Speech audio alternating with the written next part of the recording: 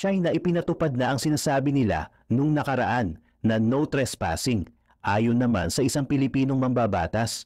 Kung gayon, dapat ding arestuhin ng Pilipinas ang mga Chinong iligal na pumapasok sa West Philippine Sea. Sa Baho de Masinloc sa West Philippine Sea, nakaposisyon ang mga Coast Guard ng China mula nang ipinatupad ang sinasabi nito na no trespassing rule. Nakasaad sa Article 257 ng nasabing utos na huhulihin umano ng China ang mga trespasser sa teritoryong sakop nila at ang mga mahuhuli ay ikukulong ng walang paglilitis sa loob ng 60 araw. Kinondena naman ito ng mga mambabatas ng Pilipinas ayon kay Representative Robert Ace Barbers. Oras na din daw upang gawin natin ang ginagawa ng China. Arestuhin din daw ng Pilipinas ang mga Chinese na pumapasok sa ating exclusive economic zone ng West Philippine Sea. Dapat din daw muna na humingi ng permiso ang mga Chinese vessel sa gobyerno ng Pilipinas bago makapasok ang mga ito sa West Philippine Sea. Patuloy naman ang pagmomonitor ng Philippine Air Force sa ating mga teritoryo. Ang bagong utos na ito ng China ay una namang kinondena ng Pangulo noong nakaraan at tinawag pa niya itong completely unacceptable. Isa pa sa babala niya noong nakaraan ay kung sakaling may mamatay na Pinoy, ang aksyon na iyon ay ituturing na raw nating bilang isang act of war. Ang G7 leaders naman ay muling kinondena ang mga panghaharas ng China sa Pilipinas. Nababahala pa din umano ang G7 sa sitwasyon sa East at South China Sea at sila raw ay kontra sa anumang unilateral attempt upang baguhin ang status quo sa rehiyon gamit ang pagiging marahas. Samantala, higit 300 motorcycle ang nagsagawa ng motorcade sa Puerto Princesa City, Palawan. At ito ay may layunin na pataasin ang kamalayan ng mga mamamayan tungkol sa mga nagaganap sa West Philippine Sea. Sa ibang anggulo naman ng balita, ang Pilipinas ay nagpakita ng bago nitong baraha laban sa China. Ipinapakita ni President Bongbong Marcos na siya ay hindi mahinang pangulo. Ginawang 350 nautical miles ang dating 200 nautical miles exclusive economic zone ng bansa, kung saan ipinapakita nito ang legal na pagpapalawak ng teritoryo at karapatan ng Pilipinas sa West Philippine Sea at South China Sea. Samantala, dumating naman sa Pilipinas ang mga F-35 5th generation fighter jets ng Amerika. Ang mga ito ay inarmasan at nagsagawa ng mga maritime strikes at live fire exercise sa Zambales at Ilocos Norte. Ipinapakita ng exercise na ito ang pagsuporta ng Amerika sa kaalyadong Pilipinas upang mas mapalakas ang depensa nito laban sa pagiging agresibo ng China sa pinagtatalunang West Philippine Sea at South China Sea. Hindi nangyari ang inaakala ng China na yuyuko sa kanila ang Pilipinas. Kasama ang mga Pilipino, hindi titiklop ang Marcos administration. Ang bagong alas ni President Marcos ay isinumiti na sa United Nations. Isinasaad nito ang mas lalong pagpapalawak sa karapatan ng Pilipinas sa West Philippine Sea. Isinumiti na ng Department of Foreign Affairs ng Pilipinas sa United Nations ang nakaraang application nito na ang dating 200 nautical miles na sakop nito sa West Philippine Sea ay ginawang 350 nautical miles. Kung sakaling paboran ito ng United Nations, iyon ay magiging maganda dahil mas lalong dadami ang resources ng Pilipinas. Mas maraming yamang dagat, mga oil at gas ang mapapabilang sa Pilipinas. Ang hakbang na ito ay siguradong magdadagdag na naman sa sakit ng ulo ng China. Kung kayo ang tatanungin, pabor ba kayo sa hakbang na ito? I-comment nyo ang inyong mga sagot sa baba. Sa pagpapatuloy, muling nagsama sa pagsasanay ang militar ng Pilipinas na Philippine Marine Corps at US Marines. Tinawag ang pagsasanay na ito bilang MASA 2024 o Marines Aviation Support Activity 2024. Ipinakita sa exercise na ito ang pagiging handa at pagiging mahusay ng dalawa sa territorial defense. Ipinakita naman ng mga US Marine ang mga bomba at kanila itong ikinarga sa mga F-35 5th generation jets. Ang mga jets na ito ay nagpapakita ng malaking suporta ng US sa Pilipinas. Ang mga jets na ito ay nasa ilalim ng Marine Fighter Attack Squadron. Ang mga ito ay nagsagawa ng literal live fire exercise sa baybayin ng Zambales at Ilocos Norte. Ito si Xi Jinping. Sa kanyang pagkakakumpirma bilang sekretary ng Chinese Communist Party para sa paparating na ikatlong termino, nalampasan niya ang 40 years limitation and restrictions. Ginagawa siyang pinakamakapangyarihang leader mula sa tagapagtatag ng komunistang China, si Mao Zedong. Sa pagbali sa tradisyon, binago ni Xi ang kasabihan ni Deng na itago ang iyong lakas, hintayin ang tamang oras, at pinalitan ito ng pagpapakita ng lakas at tapang sa pananalita. Sa ganitong paraan, pinamumunuan niya ang China at ang mundo in uncharted territory. Mula sa isyu ng South China Sea hanggang sa Hong Kong, malaki ang binago ni Xi sa patakaran ng tuloy-tuloy na pag-angat ng China na nagdudulot ng new era of tension sa buong mundo. Ang patuloy na lumalalang relasyon sa mga administrasyon ng US, pagbabawal sa pag-export ng teknolohiya, at ang tumataas na pandaigdigang pagkondena sa mga paglabag sa karapatang pantao sa Xinjiang. At ang pagkawala ng isang bansa, dalawang sistema sa Hong Kong at ang epekto nito sa Taiwan ay kritikal para sa susunod na 10 taon ni Xi. Sa maraming aspeto, 4 na pangunahing lugar ang dapat bigyan ng malaking pansin. Una, ang panloob na politika ng China at ang walang oposisyon na kontrol ni Xi. Pangalawa, ang mga ugnayang panlabas at ang nagiging hindi magandang relasyon ng China at ng US. Military affairs at ang pagpapabilis at pagpapalakas ng People's Liberation Army.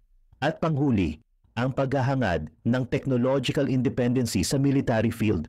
Sa 20th Congress ng Chinese Communist Party, ang CCP, muling nahalal si Xi Jinping para sa ikatlong sunod-sunod na termino. Malaking bagay ito. Nagtatapos ito ng mahigit 46 na taon ng mga reformang pangpolitics sa loob ng CCP.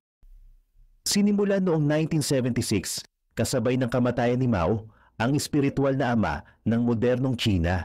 Ginamit ni Deng Xiaoping ang kanyang impluwensyang pampulitika upang maisama ang dalawang sunod-sunod na termino sa konstitusyon ng CCP. Ang layunin, iwasan ang era ni Mao, cult personality at karahasan sa politika. Sa loob ng mahigit 40 na taon, tiniyak ng patakaran na ito na ang iba't ibang ideolohikal na mga fraction ay maaaring magkasama sa loob ng partido at makahanap ng kanilang daan sa kapangyarihan. Nagdadala ng mga bagong ideya at pinipigilan ang sobrang konsentrasyon ng kapangyarihan, ang tinatawag na demokratikong diktadura. Sa kanyang ikatlong termino, tuluyan nang itinapon ni Xi ang politikal na pamana ni Deng at ang demokratikong tira nito, pinagtibay ang kanyang sariling personal na kapangyarihan, epektibong muling nag-uugnay sa mga paraan ng tagapagtatag ng PRC, si Mao Zedong. Ang initial success sa politika ng ikatlong termino ni Xi ay ang pag-alis ng anumang oposisyon mula sa pangunahing kontrol ng partido, ang Political Bureau o Politburo, hanggang sa ikalawang termino ni Xi, ang 7 lalaki na Politburo Standing Committee, ang PSC, ang 25 na lalaki, at ngayon 24 na walang representasyon ng babae sa malaking Politburo. Sa loob ng Central Committee na may 400 na miyembro, may 3 pangunahing grupo na naglalaban-laban para sa kapangyarihan. Ang mga ito ay konektado sa mga bigating personalidad sa Communist Party. Una, ang grupong tinatawag na Zhejiang Army na buong pusong sumusuporta kay Xi. Pangalawa, ang Shanghai Gang na malapit sa dating Secretary Jiang Zemin. At pangatlo, ang Town Pai Faction na malapit kay Hu Jintao, ang sinundan ni Xi bilang leader. Dahil dito, balanse ang kapangyarihan ng kalihim. Halimbawa, isang sikat na politiko tulad ni Li Keqiang na ang protege ay naglingkod bilang premier sa ilalim ng unang at ikalawang termino ni Xi at ang pangalawang pinakamataas na miyembro sa loob ng PSC. Sa kasalukuyan, dahil sa mga patakaran na naglalayong labanan ang korupsyon, halos wala na si Jiang at ang kanyang mga kasamahan sa mga mataas na posisyon. Ang malawak na kontrol ni Xi sa partido at sa estado ay nagtapos sa 40 na taon ng sistema ng mga fraksyon at nagtipon ng lahat ng kapangyarihan sa kanya. tulad ng sinasabi ng charter ng partido, sa lipunan at mga paaralan, sa Hilaga, Timog, Silangan at Kanluran, ang partido o mas tama, si Xi ang namumuno sa lahat. Ang kawalan ng mga boses ng oposisyon sa loob ng China ay maaaring isa sa mga dahilan ng patuloy na pagiging agresibo nito sa internasyonal. Ang pagpapalakas ng militar sa South China Sea, ang mga alitan sa teritoryo sa India, mga bansa sa Timog Silangang Asya, Japan at Korea, at ang paghigpit sa Xinjiang at Hong Kong, at ang sumunod na paglabag sa isang bansa, dalawang sistema, ay lahat ng halimbawa ng agresibong patakaran ni Xi sa labas ng bansa. Pero ano kaya ang mangyayari sa hinaharap? Bagamat mas matapang na ang foreign policy ni Xi, hindi pa handa ang China para sa isang buong kumprontasyon sa West. Ngunit mabilis na inihahanda ni Xi ang bansa para dito. May bagong milestone na binanggit ni Xi sa opening speech ng 20th Congress na nagpapakita ng short-term strategy ng 2027. Ang taong ito hindi lamang nagmamarka ng katapusan ng ikatlong termino ni Xi, posibleng simula rin ng kanyang ikaapat, ngunit ito rin ang sentenaryo ng PLA. Ayon kay Xi, ang 2027 ay magpapausad sa layunin ng China na itaas ang kalidad ng kanilang armed forces sa world-class standards. Ang malinaw na tatanggap nito ay ang Amerika na walang pagtatalo na kinakatawan ang global military benchmark. Ngunit hindi ito dapat makita bilang pagtangkang gayahin ng China ang military capabilities ng US. Sa halip, gusto nilang magkaroon ng kapareho o mas mahusay na puwersa sa kanilang sariling lugar ng interes. Hindi kailangan ng China ang global force projection na meron ng Amerika. Mas interesado ito sa kanyang immediate surroundings, mula sa proteksyon ng mga border areas tulad ng Tibet, Xinjiang at ang South at East China Seas, hanggang sa posibleng mas agad ang reunification sa Taiwan. Ang huling ito ay malapit na nauugnay sa ibang bahagi ng talumpati ni Xi, kung saan sinabi niya sa regular na pag-deploy ng ating military forces sa iba't ibang paraan. Ito ay magbibigay daan sa atin na bumuo ng ating security posture, mag-deter at mag-manage ng mga krisis at mga conflict, at manalo sa mga lokal na gera. Tungkol sa Taiwan, hindi na ito magiging mas lokal pa. Interesante rin itong basahin sa liwanag ng kumpiyansa ng China na manalo sa mga lokal na gera laban sa US. Sa 2022 Taiwan White Paper, mababasa natin kung paano kaagad matapos itatag ang PRC, nanalo ang China at ang kanyang mga tao sa isang malakas na tagumpay sa gera upang labanan ang agresyon ng US at tulungan ng Korea noong 1950s hanggang 1953. Pinalo namin ang isang malakas at maarmas na kaaway sa pamamagitan ng kagitingan at katatagan. Ang tila isang historical reference lamang sa Korean War ay tila nagpapahiwatig kung paano naniniwala ang China na kaya nitong manalo sa isang malapit na giyera laban sa Amerika. Kung nagawa ng China ito noon, kung kailan ito ay galing pa lamang sa Civil War at hindi gaanong kahusay ang kagamitan, paano pa kaya ngayon na halos world-class na ang kanyang military? Realistically speaking, ang mas maikling logistical lines at minimal force projection ay malaki ang maitutulong sa China para matagumpay na ma-invade ang Taiwan kahit na nasa gitna ito ng konfrontasyon sa US. Ang malinaw ay pinapabilis ni Xi ang modernisasyon ng PLA. Tulad ng nabanggit na, itinakda niya ang 2027 bilang taon kung kailan ang PLA ay magiging mas malapit sa pagiging isang world-class force. Pero paano dapat maisakatuparan ang layuning ito?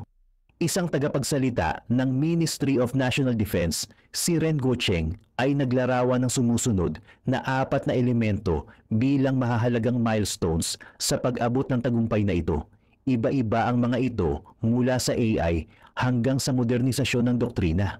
Ngunit, 2 pangunahing puntos ang makakatulong sa ating analysis.